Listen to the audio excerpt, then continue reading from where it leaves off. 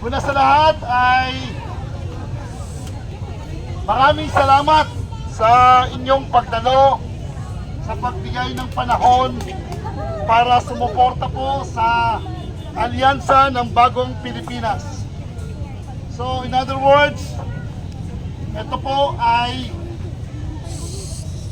kaalyado po ng ating mahal na Pangulong Ferdinand Bongbong Marcos Jr. So, siguro, pwede ba ako magtanong? Para sigurado ako sa sasabihin ko, baka mamaya biglang mayroong magagalit. Gusto ko rin makasigurado muna. Lahat ba tayo dito ay nakasuporta sa ating mahal na Pangulong BBM? Yeah, pakitaas natin kaway. Okay. Oy, tuloy nyo.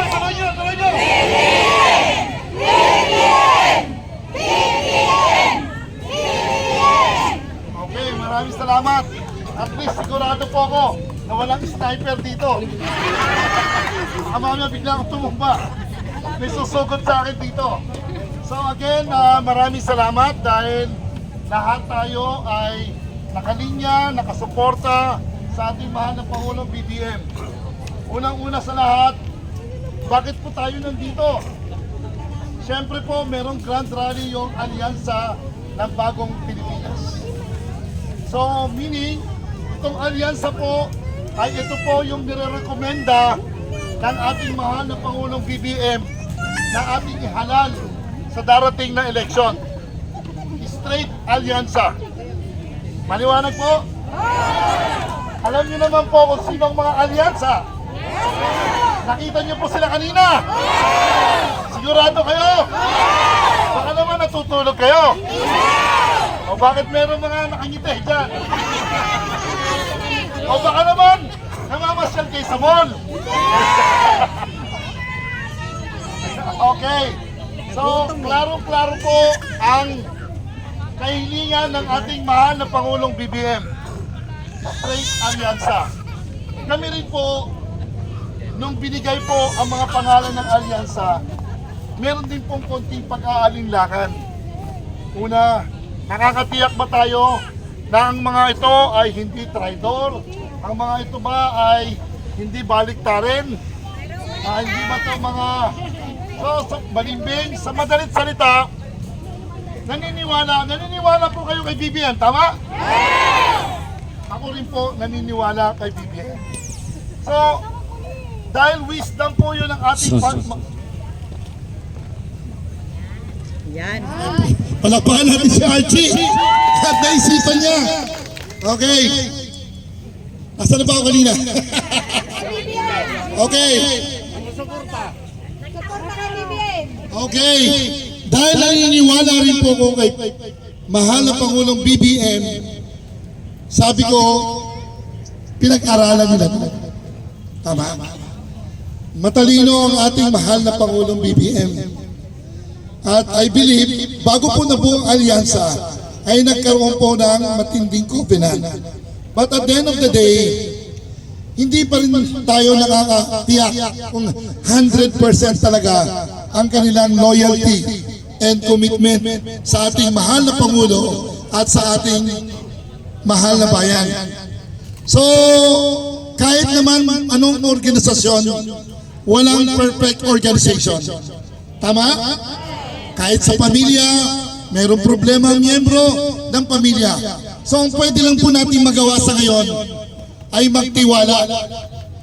Kung tayo po ay nakasuporta, tayo po ay naniniwala sa ating mahal na Pangulong BBM, ang gagawin na lang po natin, susunod at magtitiwala. Tama? So kami din po, ganun po naging desisyon namin. Kasi kung isa-isay natin, wala naman pong taong perpekto. Lahat, pag tumingin sa salamin, lahat nagkasala. Tama? Pero, at the end of the day, meron pa rin pinaka, at least, or the cream of the crop na meron pa rin mas lamang ang kabutihan, lamang ang kakayahan kaysa sa mga pagkakamali. Tama? At ang pagkakamali naman po, lahat po ay naitutuwid. Tama po ba? Sabi po nung nakarang Sunday, ay gusto niyo po yung malaman? Nag-Holy Week tayo, tama? Gusto niyo po ng dalawang bagay gusto kong ibalita sa inyo. Good news or bad news? Ano gusto niyo? Good news. Ayaw niyo ng bad news? O sige, sabi nila bad news daw muna. Okay. Bad news dahil according to our scripture, lahat daw ng mga tao ay makasalanan. Walang nakarating sa kalulatian ng ating mahal na Panginoon. Lahat nagkakasala. Tama? So, nung mahal na araw, ginunita natin ang kanyang pagkamatay sa cross at nagkaroon po ng kaligtasan. So, gusto niyo pong malaman ng good news? Siyempre po, yung good news, nung napagod po siya sa cross, ay tinubos niyo po ang lahat ng ating kasalanan. At meron na po tayong tinatawag na eternal life. Ganda! So yun po yung good news. Kaya ako, naniniwala ako sa ating mahal na Pangulo, lahat may karapatan na magbago. Lahat may karapatan humingi ng kapatawaran at ang Diyos laging open ang heart niya para sa pagpapatawaran. Kaya ako, pilit ako sa ating mahal na Pangulo, hindi na po ako nag-isipan ng pagdudod kung sino. Ang mga kasama niya. Kasi ako, alam ko, may tiwala sa kasama niya at may tiwala rin yung mga kasama niya ngayon na nakita nyo sa kanyang pagkapangulo. So, kaya ba natin asahan kayo na lahat tayo straight alyansa? Straight alyansa? Pakitaas kayo kamay? Para pag may hindi alyansa dito, pauwiin ka natin. Ulitin natin, pwede bang itaas talaga natin? Huwag mo na ibababa. Straight alyansa? Okay, marami pong salamat. At matutuwa po ang ating mahal na Pangulong BBM. Now, siyempre po, bakit kailangan po straight alyansa? Kailangan po ng Pangulo natin ng kakampi. Correct. Dahil kung puro kontra at sinasalungat ang mga magaganda niyang plano, wala ho tayong matatapos. Tama? At ang iniisip lang nila kapangyarihan, maagaw ang kapangyarihan, abusuhin ang pera ng bayan. So, minamadali nila. So, kailangan po natin ng kakampi ng ating mahal na Pangulo para ang mga batas na makakabuti sa ating bansa ay ma-implement niya po, may sakatuparan. At ang kanyang mga programa at proyekto, walang kukontra. Kasi pag panay ang kontra, ang gusto nila, laging sisisihin ang ating mahal na Pangulo. Pero ang dahilan pala, yung mga kumokontra. Tama? Kaya po, bakit straight alyansa? Kailangan po ng ating mahal na Pangulong BBM ng mga kasama na matitino, magagaling, professional na leader ng ating bansa. So, straight alyansa tayo? Okay, marami pong salamat. Number 2, ang inyong abang lingkod na nasa inyong harapan, ako po ay chairman po ng One Movement. We have been in existence for almost 4 years. Kami po ay solid, 100% committed kay BBM nung pangangampanya. At straight lang po kami sa kanya. Ayun. Sa madaling salita, after election, sabi po namin, magkakanya-kanya na ba kami ng direksyon? Total, yung pangarap natin na may luklok ang ating mahal na Pangulo ay natupad. Pero, naalala po namin ang sabi ni BBM sa kanyang tagline, sama-sama tayong babangong muli. Tama? Pag sinabi sama-sama, magkakasama, walang iwanan. Tama po ba? Kaya po yung aming grupo, ang mga core leaders at mga ibang presidente ng mga kaalyansa, dahil ang One Movement po, nung campaign period, meron din po kaming 500 plus na alyansa ng mga organisasyon. So kami po ay nagkaisa manatili tayo na buo ang grupo at suportahan natin ang mga programa ng ating mahal na Pangulong BBM. Dahil kailangan niya ng katuwang at tayo pong mga supporter na naniniwala sa kanya, dapat katuwang po tayo ng ating mahal na Pangulong BBM. Sa madaling salita, kami po ay bumuo ng 6 na programa para makatulong at nakalinya sa programa ng ating mahal na Pangulong BBM. Number 1, food security, focusing on urban gardening. Balik pagtatanim kahit sa bahay. Kung walang lupa, meron po mga technology ngayon like hydroponics, aquaponics, yun po ang ginagawa ng One Movement. Okay. Number 2, disaster response and relief operations program. Ang ating bansa ba ay lagi pong nakambang ang mga sakuna at mga lindol, kalamidad? Yes! So dapat lagi po tayong handa. Kaya ang One Movement po ay bumuo ng mga training para sa disaster response and relief operations pertaining po doon sa mga assistance na pwede magawa ng One Movement, such as medical assistance, bureaucratic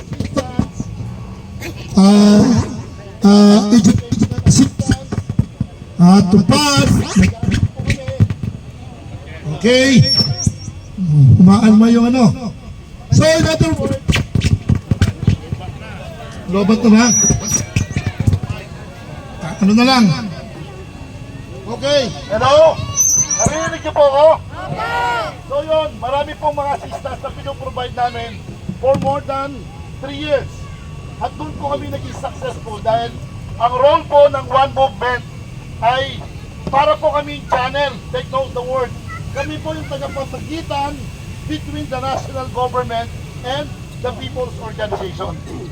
Para meron pong alalay ang mga organisasyon para po ma-avail po ang mga government services and incentive. Yun po ang ginagawa ng One Movement.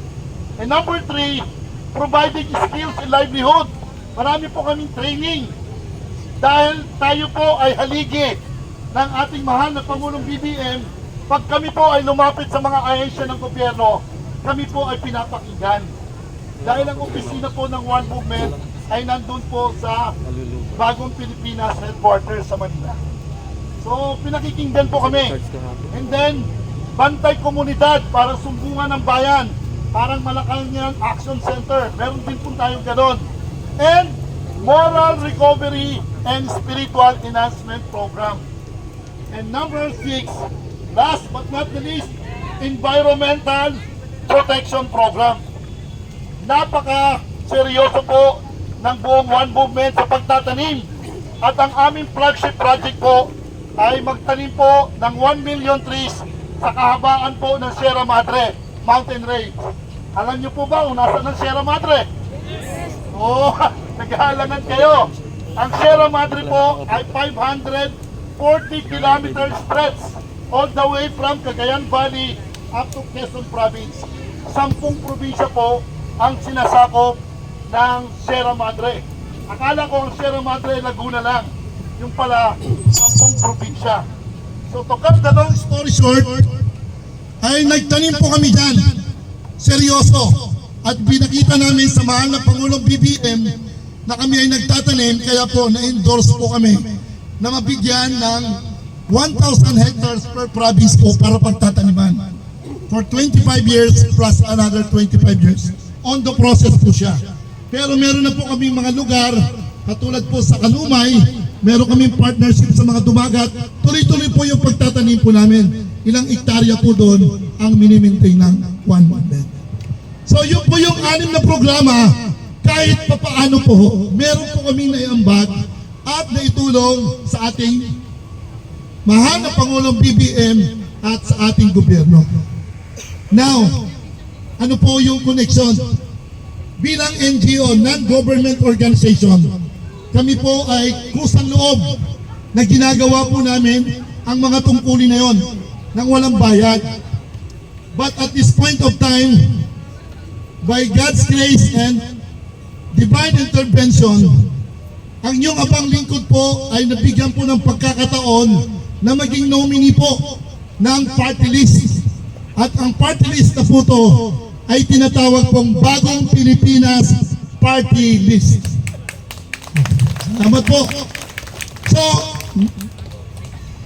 isa pong challenge po to na sabi nila na mga kasama ko, mas maganda maupo na ang liderato, isa sa mga leaders ng One Movement at ng ibang support group para higit kami pong makatulong sa mga iba't ibang organisasyon. At ito po, ang Bagong Pilipinas Party List 146 ay tumutugon po sa mga programa patungkol sa livelihood, karagdagang kita. Yun po yung mga programa na gagawin namin para umangat naman po ang pamumuhay ng bawat Pilipino. Hindi lang po yung from hand to mouth or day-to-day survival, but maranasan din po ang pag-angat ng pamumuhay. Yan po ang pagtutuunan ng Bagong Pilipinas Party List 146. So, excited po kami. Siyempre, mas lalong excited kung tayo po ay mauupo. Tama? Ang tanong, gusto niyo po ba kaming maupo at magkaroon tayo ng boses sa Kongreso? Siyempre po, may gagawin tayo. Hindi lang po sa yes. Sabi nga, faith without action is dead. Tama? Kahit gusto nyo, kung wala kayong gagawing action, wala rin pong mangyayari. So ngayon, tanong, sumusuporta po ba kayo sa Bagong Pilipinas Party List 146? Pakitaas mo kamay! Yun, kitang-kita ng Diyos yun. Tumaas kayo ng kamay. Pero, para makasigurado po tayo, may gagawin po tayo. Ilang araw na lang po ang nalalabing araw para bago dumating ang election. Ano bang petsa ngayon? 27. 25, sorry. Masyado akong advance. Dahil sa 27, meron po kaming grand rally sa buong Metro Manila. Magkakaroon kami ng motorcade maghapon. Then, parang meeting na advance na rin, meron po kaming malawakan na pagtitipon para sa Bagong Pilipinas Party List 146. Okay? Now, ang gagawin po natin, 25, so 5 plus 10, 15 days. 15 days po. National po ang coverage ng party list. Malaking boto po ang kailangan natin. Para gusto nyong matiyak na kami po ay maluklok, kailangan may gagawin pa rin tayo. Ipapangampanya nyo po ang Bagong Pilipinas Party List. Paano? Sa lahat ng mga KKK nyo, lahat ba kayo merong KKK? Ano yun? Kaibigan, kaklase, kapitbahay, kanegosyo, kamarites. Tama? 15 araw lang po ang hihilingin namin. Wala po kayong gagawin, kundi po ikwento po yan at suportahan. Saan? Through social media. May mga Facebook ba kayo? Yun. Maganda po yung Facebook dahil kakalat at maraming, pero dapat kakausapin nyo pa rin yung mga taong binigyan nyo ng post nyo. Bakit natin susuportahan ang Bagong Pilipinas Party List? Unang-una, kilala nyo ba at nakita nyo ba ang representative o nominee ng Bagong Pilipinas Party List? O yun, number 1, kilala namin. Kilala ng aming leader. Kung hindi namin siya direkta makakausap, yung leader namin ang magcha-channel o magkoconnect sa inyong mga programa. Tama? So, ganun po yun. Kailangan, para pong advertisement, binibenta nyo po ang Bagong Pilipinas Party List 146. Tama po? Ayun. Then, wag po tayong titigil. 15 days lang po ang inihiling namin para makasigurado tayo. Just imagine if we have 500 dito, nag-produce po ng 100 ribbon. How much is 500 times 100? 500,000! O kitang, di ba? Ang laki, sigurado na agad.